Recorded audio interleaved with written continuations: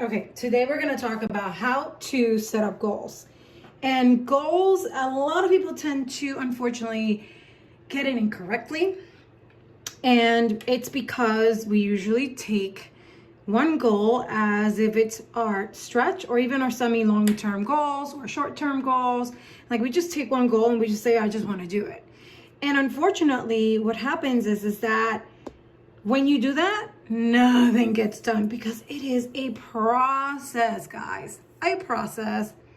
So for instance, first and foremost, you have to have a stretch goal. What does a stretch goal mean? Well, a stretch goal is a month or more type of goal that you set up for yourself, and it's only one, not two, not three, one.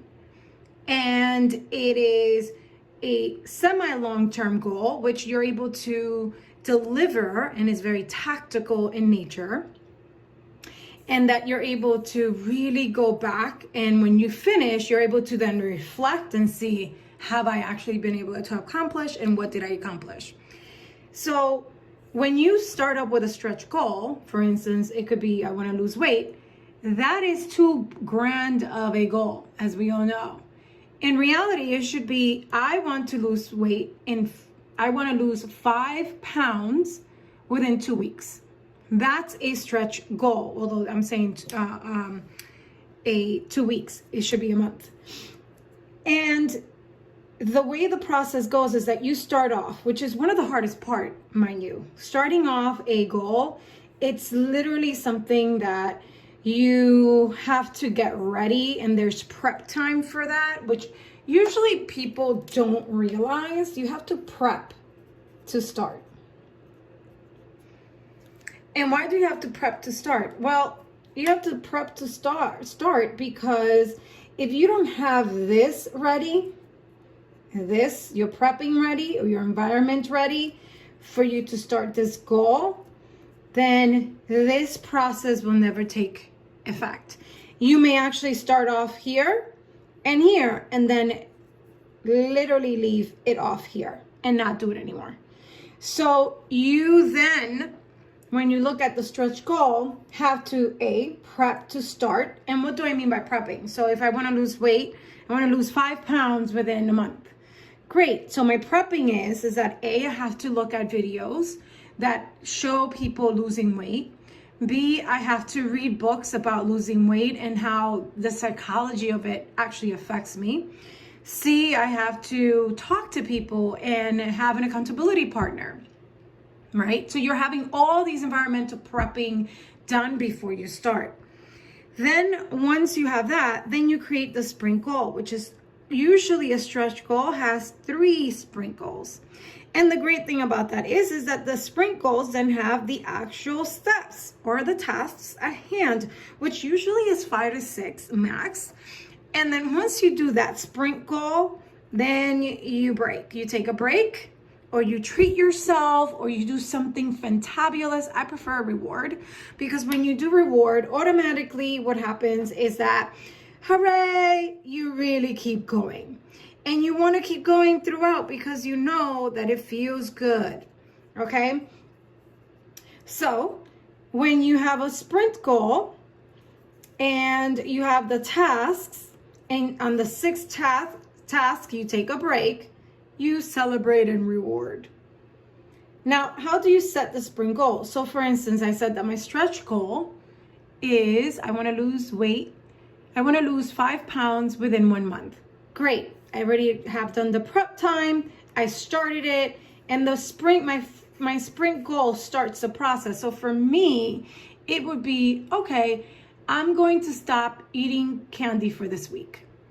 That's it. I'm going to stop eating candy. So that's my sprint goal. For this week, for 6 days, I will not eat any candy. Now, most people are like, oh, so why not just reduce or get rid of sugar?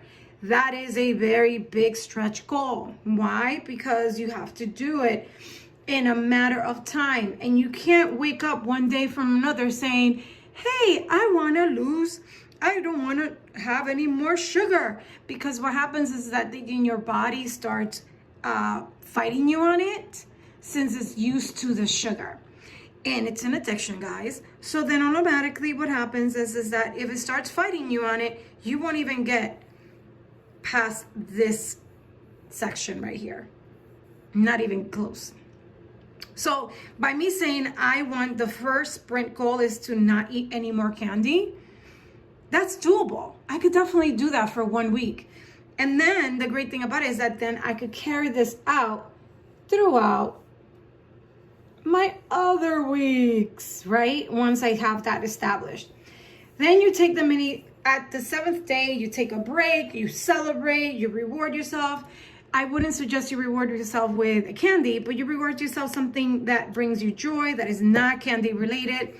And then is sprint goal number 2. So in sprint goal number 2 is, okay, I don't want to eat bread anymore. I don't want to eat bread anymore. So that actually goes back to the sugar aspect, but it also helps you with knowing that, okay, so if I eat a lot of bread, I can't do this. Or you could actually say, well, you know what? I want to start documenting what I eat every day. Every day for the next 6 to 7 days, I'm going to document what I eat every day to see exactly where my food intake takes place. So again, and mind you, you're not, by you doing that subconsciously, you're already starting to break down some of the habits that will feed into your stretch goal. Then you take another break, then the sprint goal number 3, and then you take another break, a mini celebration, and then you hit the finish line, which is losing the 5 pounds. And sprint goal number 3 may be, I want to work out for 5 days, for 5 minutes every single day. If you've never worked out in your life and you're going to start working out every single day for 30 minutes, it's not going to happen. Your body, again, is not used to that, and it's going to fight you against that action. So you have to literally make it as easy as possible and literally say, okay, today for this week, and do not say more than a week, because usually when we say a month, automatically becomes a little bit more of a tenacious job to do. Just say, for this week, I'm going to work out for 5 days a week, for 5 minutes every single day. 5 minutes. I don't need to do more than that. I just do need to do 5 minutes, whether that's squats, whether that is watching a 5-minute workout video, whatever it may be. And the great thing about that is that you'll soon see how, without you even noticing, you're not only meeting your stretch goal, but you're finishing and actually losing those 5 pounds.